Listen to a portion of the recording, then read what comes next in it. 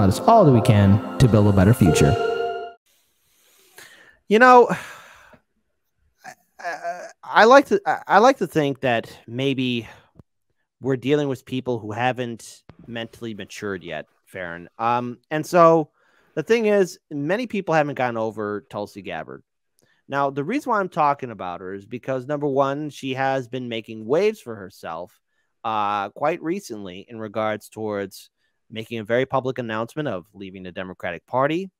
The same day that her show came out, but okay. Yeah, same day her show came out. That's very true. Mm-hmm. But then also, I guess, going on shows like Joe Rogan, Tucker Carlson, Russell Brand.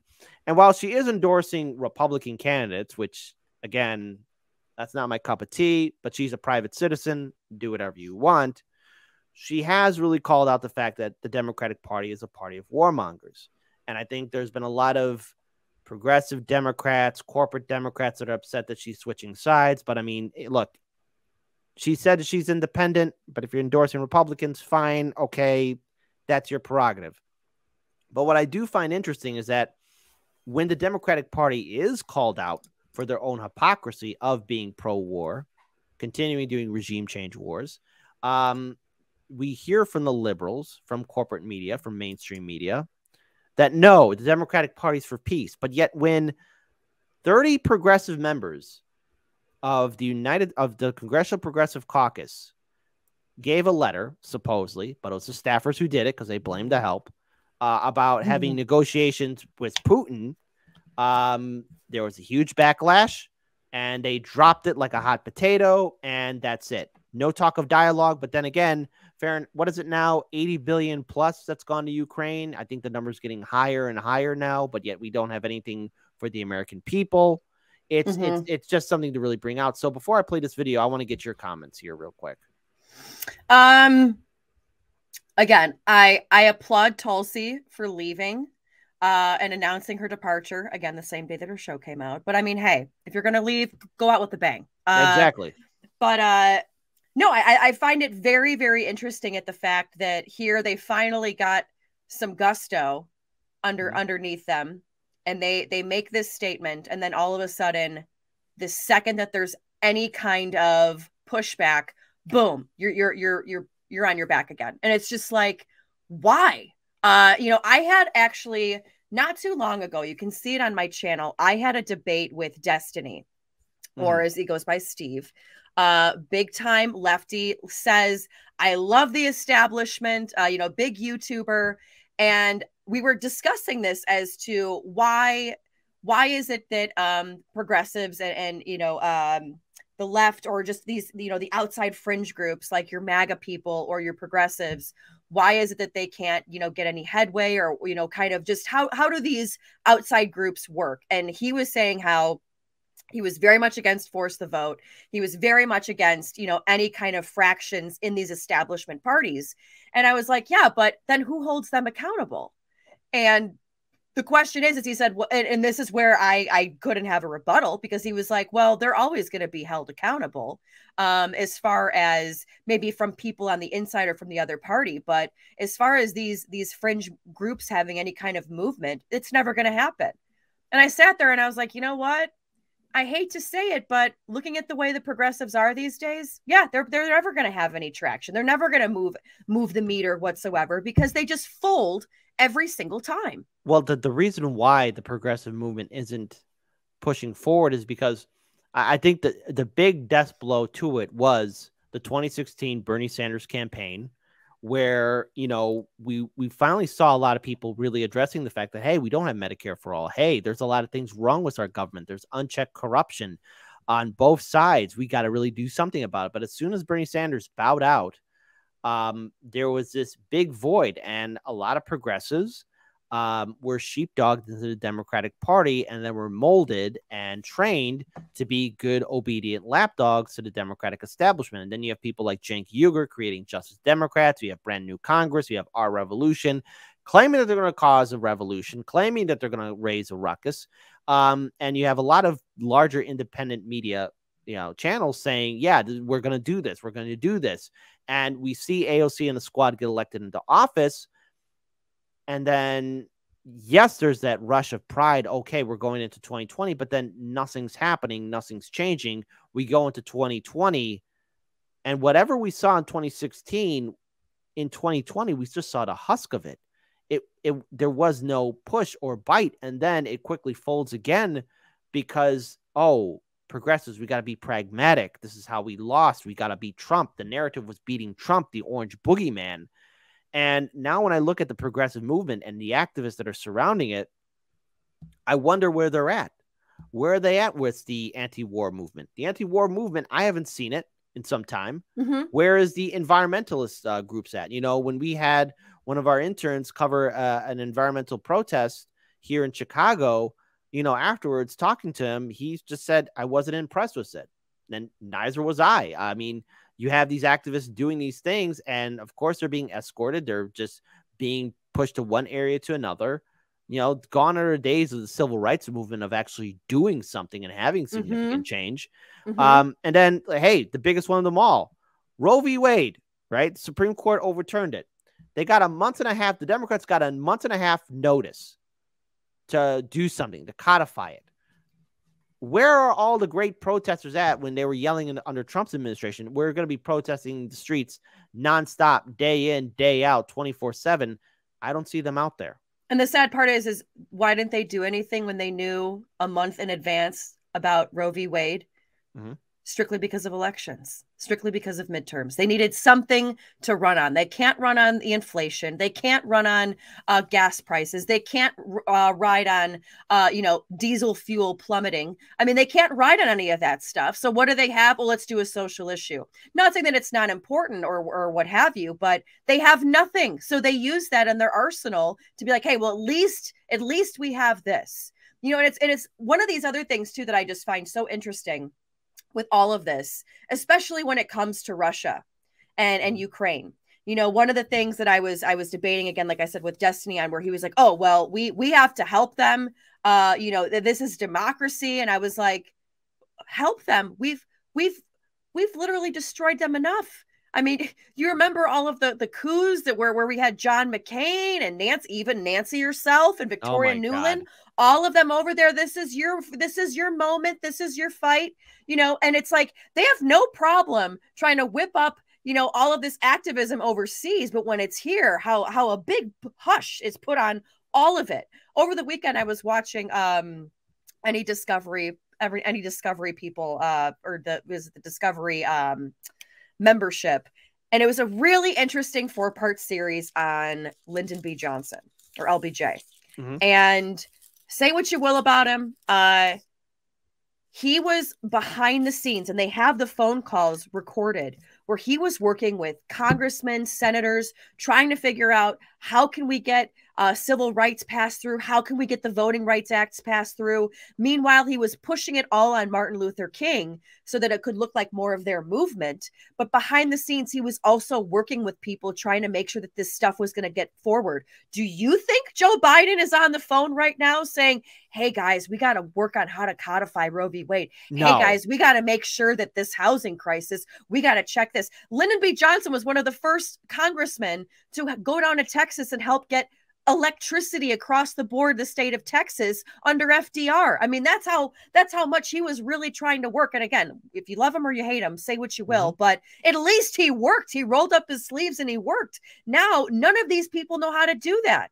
Well, their definition of work is just sit in a committee and watch paint dry. You really can't expect these politicians to do anything. And so I want to pull this video up of Brianna Joy Gray discussing about how, again, find something wrong with Tulsi Gabbard's statement of how the Democrats are a party of warmongers. Now, of course, this one person, as soon as he hears it, I think he's about to have a heart attack, but I find it hilarious. So let's play this video for all the people to enjoy. This is a terrible position, and it's doing great damage. It's exactly what I warned about. And it allows people like Tulsi Gabbard to go on Tucker Carlson and say, see, the Democratic Party is a party of warmongers. You can't even talk about diplomacy. And unfortunately, I think you're kind of feeding into that because you're accepting that frame. You think that this small group, this particular proposal represents diplomacy. And if you're against this particular proposal, you're against diplomacy. No, I am for diplomacy.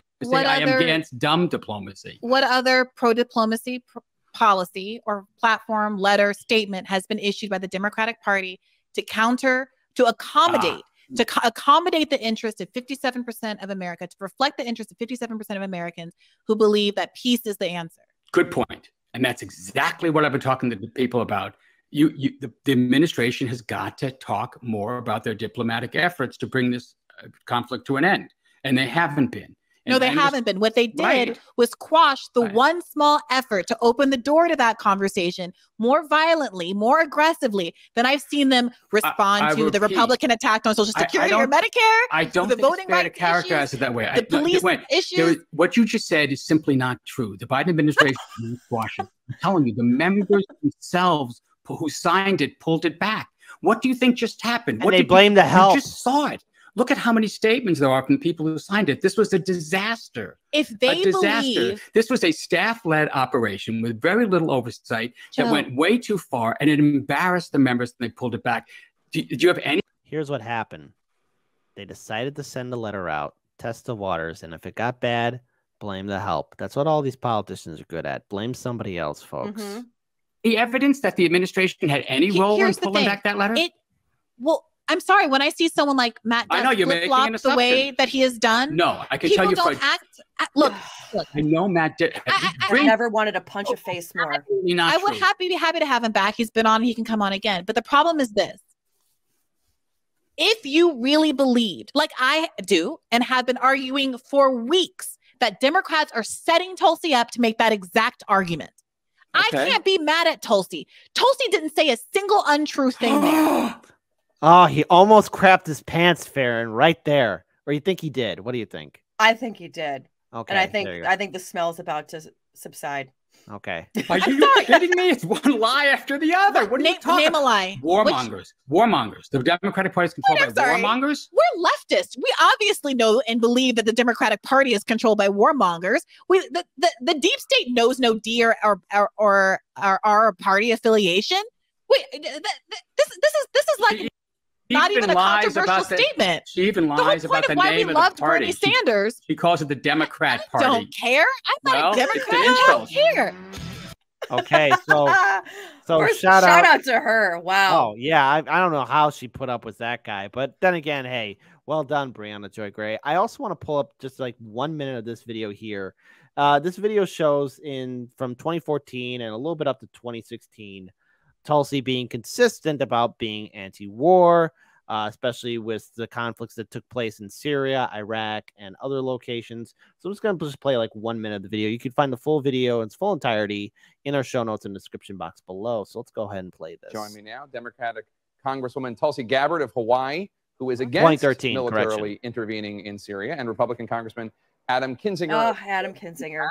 The president, everyone's pal. I covered his campaign back then. Airstrikes that and was he a nice gentleman through and through, being consistent? So I'll give you a little hint. This is when I was a young reporter in Rockford, Illinois. About this time too. Okay. I am 5'8". He came up to my shoulders. Very little man. Very Napoleon complex, to say the least. Yeah. The Iraqis you had to get a are booster asking seat to sit for. next to Congressman, I know you support airstrikes. You know, there are a lot of people in the Pentagon very skeptical. It is not in our U.S. interest to go and involve ourselves in the middle of what is a religious civil war. This is the same argument that we heard when it came to the surge. Everybody said, well, we can't do the surge in Iraq because this is just a sectarian civil war. And we saw great success with the surge, despite some people's attempt to redefine the surge as a failure. We had the war won. We should push for brokering a peaceful agreement between these warring factions within the country and support leadership in Iraq that's willing to do that. All right. ISIS doesn't negotiate, they kill. Do you foresee a day in the near future when the Iraqi forces would actually be capable of driving ISIS? All right, I'm going to give everyone a little inside baseball, right? All right, because Farron, I definitely want to get your comments in here very soon. But number one, okay, when I was doing my first tour in Iraq, and even my second one, but my first tour, we did one, we were out for a week in the red zone. We were in the green zone in Baghdad, but we did 1 week outside the wire. in Baghdad, and we saw the Iraqi National Forces, right? And we were at a shooting range, and one of my colleagues, he was firing an M249 SAW, which is like, think of it like a machine gun, obviously, you know, shooting the rounds. And I think one of the Iraqi soldiers, first time seeing it, was surprised by it. Now, the thing is, when you fire a weapon like this, it could fire 200 rounds. The muzzle is going to be hot. This gentleman of the Iraqi National Army grabbed the barrel, and then licked his hand. Now, me, as an impressionable 22-year-old at the time, I just looked at them and looked at his entire colleagues, and I thought, oh my God, these guys are never going to be ready. Never. Yeah, we got a long way to go. We do. And that was in 2005, I think. Yeah, 2005. So, Farron, your thoughts? I mean, even going back to the Brianna Joy Gray video, that man, I don't know if that was Steve Martin or whoever the hell that was, is your typical total Democrat shrill that sits there and here's one thing I'll say too. Let me backtrack, because I saw a bunch of people in the chat too saying, "Oh, did Farron say Destiny's on the left? He's actually center right." Yeah, there's a lot of people from the progressive movement, from even, you know, Democrats that are sick and tired of not having their voices heard, that then migrate over to the Republican side, whether it be, you know, mainly more on Republican media, like a Fox News. One, because they're having the same issues as Republicans, but two, there's a reason why this is happening, and it's because you're not listening. These Democrat shrills, they literally are, it's like the ostrich where they stick their head in the sand and they pretend that everything's okay. And it's just, nope, you're wrong. If there's any kind of dissent, you're lying. Nope, the Democrat Party's not a warmongering party. Really? So then what was 2014 when all these Democrats were going over to Ukraine and, you know, handing out cookies for the Maidan coup? Okay, like that's the most recent one that we have. I mean, you're going to sit there and tell me that this is that they are not. And we're not saying, mind you, that the Republicans aren't. Republicans are too. That's the one issue that Republicans and Democrats somehow can find bipartisanship on. I mean, kid, those bombs are going to blow themselves up. I mean, we got to get those babies off the assembly line and over to some country so that we can, you know, use and abuse and be done with it and make some money. But and that's where it's like, if you just would stop, it's like an alcoholic, just stop, realize you have a problem and that you need to fix it. The first way you're going to fix it is by identifying that you have a problem. And the problem is you think you're something that you're not. And you're definitely not for democracy or for freedom. You're about taking other freedoms away from basically every other country that we've invaded. I know. Yeah. Well, that's my 2 cents. You know, one other thing here too, and again, it's hard to follow up with what you just stated right there. I find it interesting that when because I think the Democrats are going to be walking into an absolute slaughter after November 8th or during November 8th. It's going to be a slaughter for them. There's a lot of Democrats saying, "Oh, we got to go out there and vote. Oh, there's going to be election fraud. Oh no, we gotta fight for democracy." You have people like Rob Reiner, that bastard, thinking if you don't vote blue, then you're voting for fascism. Was this before or after he said he was going to leave Twitter? I don't know. Look, if Elon Musk, is he in Canada yet? By the way, too. I don't know. I got my own problems with Rob Reiner because I wish I had the screenshot, but I believe he made a tweet sometime after the 2020 election where he tweeted out, "Hang on, kids, we're gonna come get you out of those cages." And it's like, dude, those kids are still in cages, you ignorant bastard, just like all these other vote blue no matter who people. Yeah, PetSmart is making a killing right now, getting dog cages for little kids. I mean, no, that's the economy, baby. It is. And the thing is, you know, you have everyone trying to blame people that are not in positions of power. Tulsi Gabbard, whether you like her or not, is a private citizen. She could do whatever the hell she wants. So if she wants to endorse 6 or 8 candidates, fine, so be it. That's her prerogative. I'm not going to stop her, but I'm not going to have her as the number one blame of why the Democrats are losing. I'm not going to sit here and blame Jimmy Dore. I'm not going to sit here and blame progressives and independents who've been screwed over by the Democratic Party, who've been lied to, who have been failed in 2016, in 2018, in 2019, in 2020, in 2021, and also in 2022, except this time the Democratic Party has the audacity now to again ask you for your vote and blame you in case they do lose. You want to earn people's votes, show them a victory. You want to earn people's respect, give us respect, because these politicians don't respect us. They're quick to blame people who are not in positions of power. So when the Democrats lose, I'm going to blame Nancy. I'm going to blame Biden. I'm going to blame Harris. I'm going to blame all the people in power, including Bernie and AOC and all the Congressional Progressive Caucus, because one, they're nutless wonders who lack a backbone, lack any kind of courage. And so if you're not going to lead by example, I will not vote for you, but I will also not vote for Republican. I'll vote independent, because at the end of the day, I at least want to sleep with a good conscience. That's what I want to do. Mm-hmm.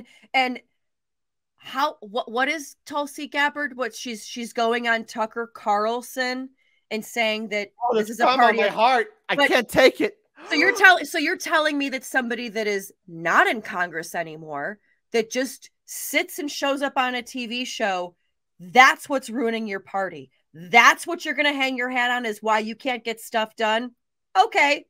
Mind you, there are more Democrats now that watch Tucker Carlson than actual Republicans. So maybe that's why she's going on Tucker Carlson, to actually speak to your base, since they're not even believing the lies on MSDNC and, CNN and all of their, and all of the malarkey that they push out. Maybe that's why. Who knows? But if you're going to literally say that somebody who is no longer in Congress, that no longer has a vote on anything, sits on TV, and that is the demise of your party, you are pathetic.